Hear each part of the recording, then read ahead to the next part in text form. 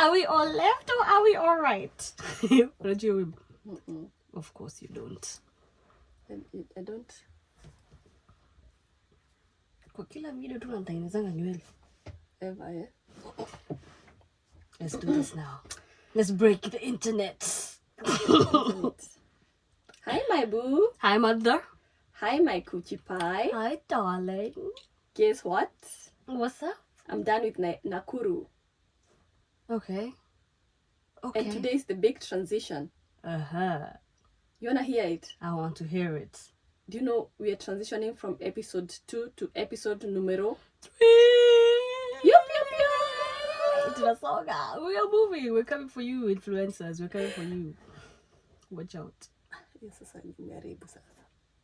Sasa they're coming for you, influencers ni nini? Unajua uko too much into your head. Sasa ni wadi. Uko too much. Uko too much. Sasa hiyo nisiseme tena. So let's do this.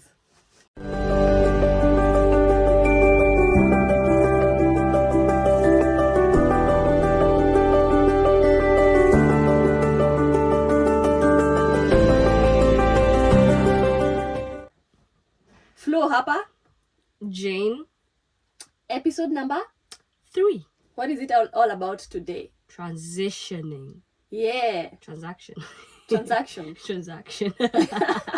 Nakuru Nairobi transaction.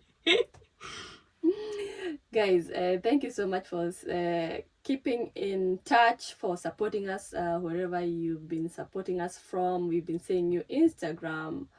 Where else, Jane? YouTube. We have podcasts. Yeah. We've been seeing you. Thank you so much for interacting with us, and we really appreciate. And don't be shy to do what? Subscribe and like and comment. Yep. 3 things. Today, I want us to talk about my transition. Like, I'm done with Nakuru kabisa. Sitaki kuona Nakuru tena. Nataka kuona what is it that people do in Nairobi. Yeah, I'm 14 right now, and I feel like Nairobi needs me. You need Nairobi. And I need Nairobi. Nairobi inaniitaita tu hivi. So guys, stay tuned to know what really made me move to Nairobi. How sio?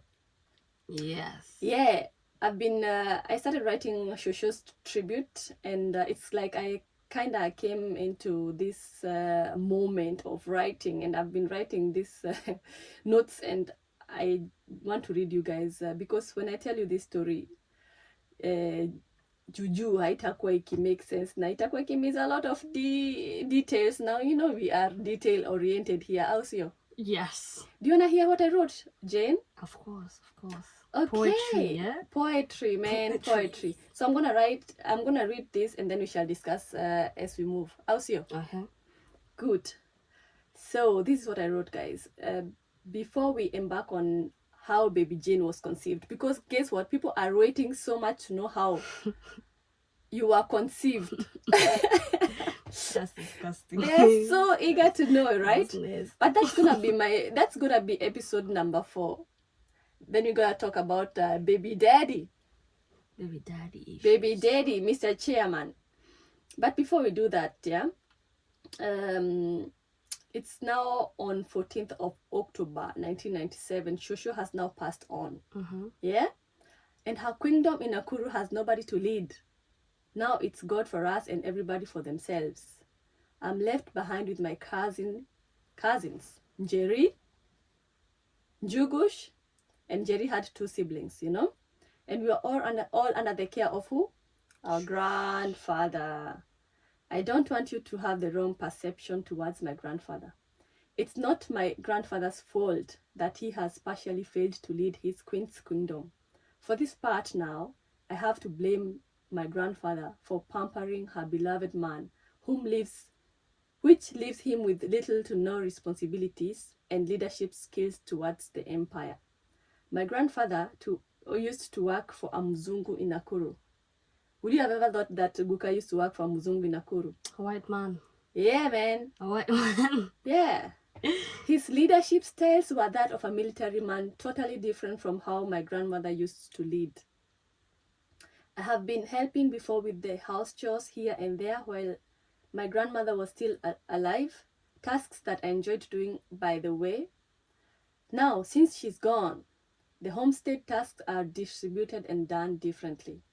I have to thank my grandfather for this phase while he was at the throne, since he taught me the power of being autonomous at a very young age of, let's say, 11 to 12 years. 11. Can you imagine? You can imagine being assigned duties like washing dishes, cooking, and cleaning the whole empire at certain days and acing the tasks autonomously Hey. with little to no inspection on top of that. My four cousins and I, the ones I mentioned above, did our jobs without questioning. I remember how my grandfather would assign us with a task to plow the shamba, and how he used to divide this land was through his long strides with his long legs, since he was a tall guy. And you know the height of Guka? He would walk like 15 to 20 steps on the shamba. My cousins and I get assigned their particular spot in the garden where to till. This is what he said. Guys, listen. You have 1 week to till the land. See you on Sunday for review purposes. If you feel like you want to dig your assigned piece of land within the next 24 hours, that's up to you. If you feel like digging little by little every day, that is also none of his business. In short, he had given us freedom of choice on how and when to take action. If I felt like digging in the night and join hands with the night runners of the Kijiji, it's up to who? It's up to me, my baby. This leadership style of my grandfather and lack of mentorship have now started affecting me slowly by slowly. We are now on year 2000 at the age of 14, and I'm in standard 8 at Sasumwa Primary School. A candidate finally. Class 8. Yeah, shortly before registering for the final exams, another bestie grandmother of mine dies, and here I am grieving again. Now, this bestie grandmother of mine used to be my neighbor, you know. She was my neighbor and a grandmother of my best friend from back in the days, who I used to go to the same primary school with. I have memories of how I used to visit her and keep her company. I don't even know why I was drawn to her, but what I know is that I felt comfortable around her presence. Coming to think of it, maybe it's because I was missing my grandmother and I had found a grandmother figure in her. When someone dies in Kenya, there is a mourning ceremony by the name Maombolezo that takes place for a couple of days before burial. I don't know why I really felt the urge to be part of her mourning ceremony, which happened overnight. The 14-year-old girl I informed everyone about my intention, including my grandfather. I did not get a positive response and was threatened not to dare attend that ceremony. With all my devastation, I could not envision not paying my last tribute to my adopted grandmother. I told my cousin to cover for me during that particular night that I had planned to go to the ceremony. I think it was on a Friday night-ish. I used to share a room with my cousin Jerry, and my bed was close to the window. I became creative. I collected clothes and made a figure-like human being of myself lying on the bed at the age of 14. Creativity ilianza mapema. I had hoped that if someone came controlling to find out if I was still in the bedroom, they would see something sleeping and would assume, that's Flo deep asleep. I went to the morning ceremony of my adopted grandmother, and in hindsight, I don't regret acting against my grandfather's will. At 4 a.m. in the morning, it was time to rush back home because before anybody finds out that I had gone somewhere. It was dark, of course, and I was afraid as hell. So I ended up telling a neighbor of mine called Kimani to escort me home. Kimani was a God-sent angel whom up to date, when I visit Nakuru, I always try to say hi and appreciate him for being there for me during this phase of my life. While Kimani and I reached home, I remember the first thing that my cousin told me was that a massive beating was awaiting me ahead from my grandfather and another uncle of mine, who was the brother to my mathematics teacher.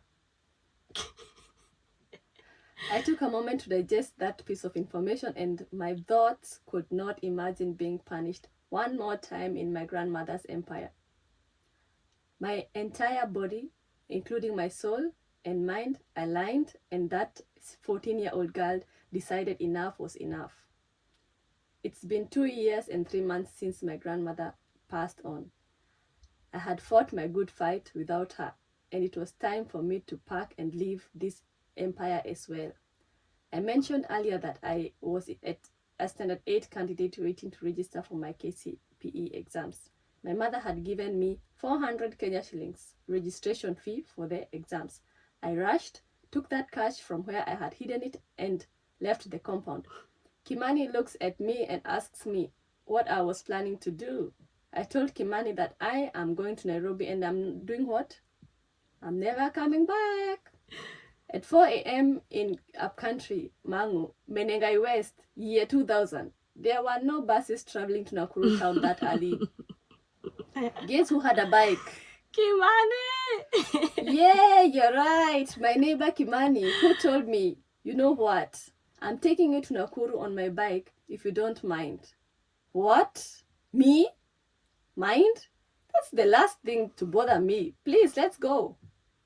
That's how Kimani cycled that bike for 45 minutes Wow.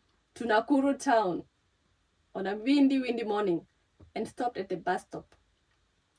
At this spot, I booked my very first ticket and at 14 years, and was on my very first solo trip from Nakuru to Nairobi with a Nissan without a company.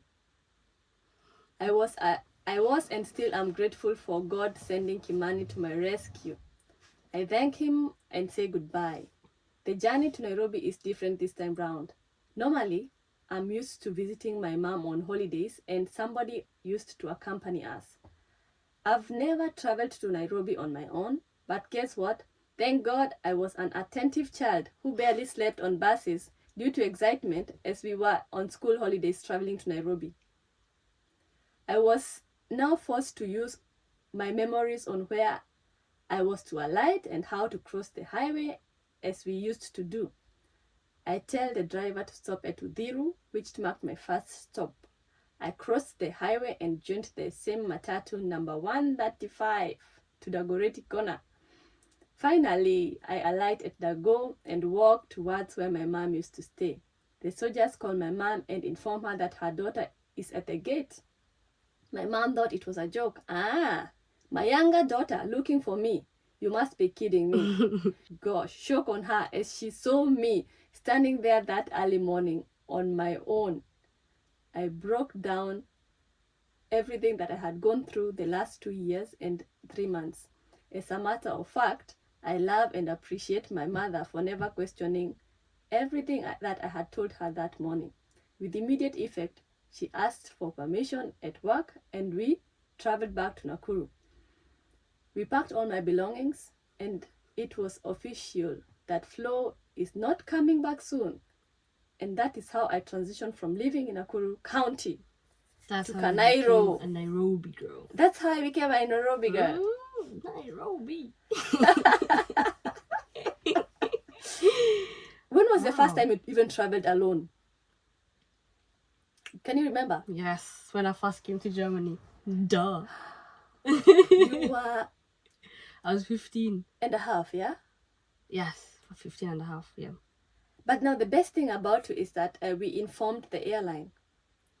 But still, I was alone. Yeah, but the air hostesses were watching you, if you don't know. Okay, yes, this is it. For real? True.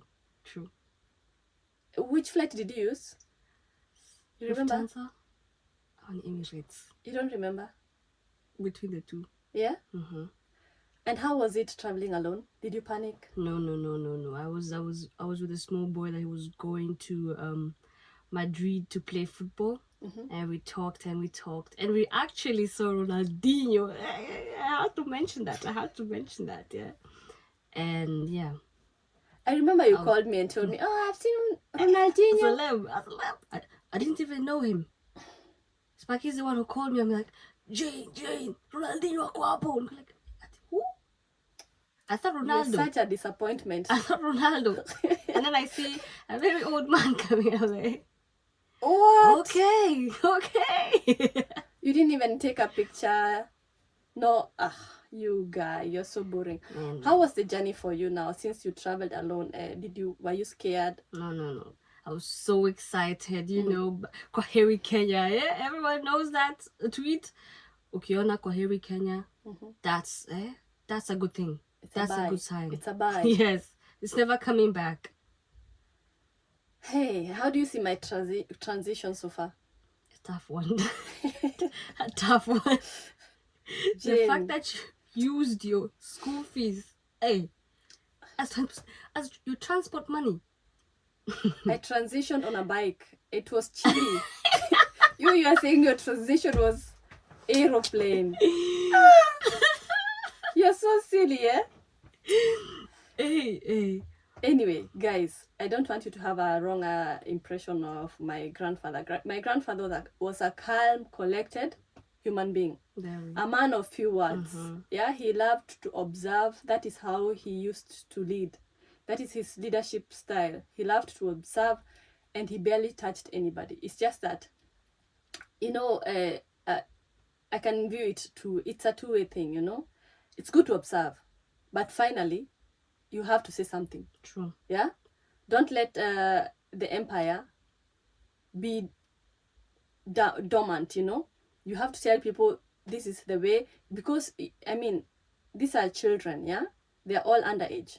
So they need a leader who will mentor them. A leader who will show them the way. So that's the only downfall I find that this kind of leadership style is having. It's good to observe. I also love observing at first before I say something. But when I see it now getting out of hand, that's when I say something. You know? Now the problem is my grandfather barely said anything.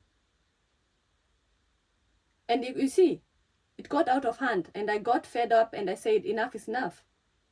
Time to go back home. Yeah, even if I loved him as much, you know, and I respect him, because of him I am who right here, because of him and my grandmother, you know. But now the thing is, children need a mentorship, guidance, control, everything that belongs to upbringing, you know. So it was a bit chaotic, and so many things used to happen, and because of lack of this mentorship, you know. And also stability. Yeah, and stability, exactly. But yeah, he was a good guy. I mean, he used to drink, that's fine, but he used to always bring 1 kg of meat to cook at home. You cannot compare him with other people who are eating nyama choma and their wives and kids are eating sukuma wiki and ugali. No. Sukuma wiki is actually top notch. It's top notch, but there's no way your men are eating nyama choma. He used to bring meat. That's what I'm trying to emphasize on. Every single day for the family. So that's a good man, you know? Yeah. Yeah. He was a generous man. Yeah. And he barely raised our hands on me. And you know, the thing about him is, one memory I have of him is he used to smoke as well. So he could give me cigarettes to go light the cigarettes in the kitchen. And the kitchen in upcountry is outside. The living room is extra. So I have to run, go light the cigarette. And before I bring it to him, it's already out, off, you know. So I have to go and I have to puff a little bit so that at least it can hold until I pass through the cigarette. It's crazy. So that you wonder how people start smoking. I'm so thankful I never smoked a cigarette for real. I remember I managed to smoke only 1 cigarette. maybe I was 18, 19 there. But I've never touched another cigarette so far. I'm so thankful for that, you know. Otherwise, you see, this is how kids would actually become addicted into some drugs, because their household, they're seeing these things happening at their households, you know. True. Yeah. Otherwise, he was a good guy, and he helped us so much. Another thing I wanted to touch on is Kimani. Jane, Kimani helped me so much, as you've heard. You know, I panicked. A 14-year-old that might have been used to being disciplined by authorities that I told you, you know, that a discipline that's not making sense, you know. Yeah. You know, if you have disciplined me, you have to discipline me in a way that I have to see the sense of it all, you know. So when I heard that I was going to, a massive beating was awaiting me ahead, I just said, it's D for done. I don't want to take another beating, ever, ever. Never, ever. Yeah? So that's how I said enough is enough. And I'm so thankful of Kimani, because many other men would have taken advantage of me. True. Can you imagine that? Kimani just is such a humble guy. I want to I want to draw a picture in your mind how Kimani looks right now as you speak. Kimani, in fact, whenever I go to Nakuru, I always go looking for Kimani, because Kimani has done marvelous thing, especially during this phase of my transition. He has a place in my heart, and it saddens me when I go to Nakuru and find him. He's what people call mwenda wazimu, and I don't like even when people tell me, what do you want from Kimani? Kimani is a madman, you know. Yes, he looks like he has never taken a shower for the last 10 years. And I don't even know that if Kimani owes a pair of shoes. That is the picture I'm telling you. This is how Kimani looks like. For someone that is just a bypasser, he would think that Kimani is a madman. But every time I go and look for Kimani, this is a guy, yes, I don't know what happened that led to him being in that situation. But I look up to him like, you know, someone very special. Yes, he's some mwenda wazimu, if you want to call him that. But for me, he's my rescuer. Yeah. And whenever I go home, I have to appreciate Kimani and go say hi to him and hug him in that situation. I don't even care if he has what are they called? Lice or something. I just don't care. I know my rescuer. My rescuer is a mwenda wazimu, guys. And I love him so much, you know. It is what it is. It is what it is. So, Kimani, I really appreciate you so much. I wish I could change that situation you are right now. Because for real, he's such a bright guy. Whenever I get to chill with him, I get to hear so much wisdom. He knows so much about agribusiness and poultry keeping. It's unbelievable. And when you would just stare at him like this, you would think, Flo, unataka nini from Kimani? Like, vibe yako na Kimani ni different. Yaani unasikizana mpaka na wenda wazimu wewe. Hakuna mtu siwezi ongelesha, by the way. Mimi, I think ni karakta yangu. Plus kama umenifanyia kitu poa, mimi siwezi kukusahau. True. Jana nakumbuka Dago, kuna msee mmoja alikuwa ni bubu. Mimi nilikuwa nabonga naye, alikuwa namlike. I think unamjua. Nilikuwa namlike sana, alikuwa tunagoteana nini. Hata sometimes anibaya chip. Yeah, man. I think ninakwanga tu na hiyo hati ya kusikizana na wase, but before Kimani hakuwa kwa hiyo state. It's just that mimi nilimpata sasa amechange. Whatever happened, sasa siwezi kuambia ni kwa nini ilifika hiyo state. Unaona? And one more thing ninapenda sana kwa hii story ya leo ni ati, when I told my mom, yes, my mom took the role of a breadwinner. And she aced it up to date. Yeah? Because her mother had already promised to take care of the kids. So there was already a mother figure in Shosho. That means we needed a father figure. And that's what my mom took and ran with it. So Mimi, I cannot even tell you that I've ever been sent back home because of school fee. Or those things I'm talking about, sleeping hungry or sort. No. And this is because of the road that my mom took. So I really appreciate her for that. You know? And when I told her, Mom, this is what has been going on ever since Shosho left, She never questioned that 14-year-old. Her gut feeling told her it's also time.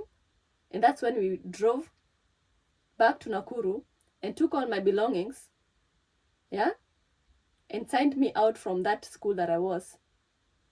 And now the next episode will be about now for real. Now how I settled in Nairobi. And see how Nairobi is welcoming me, man.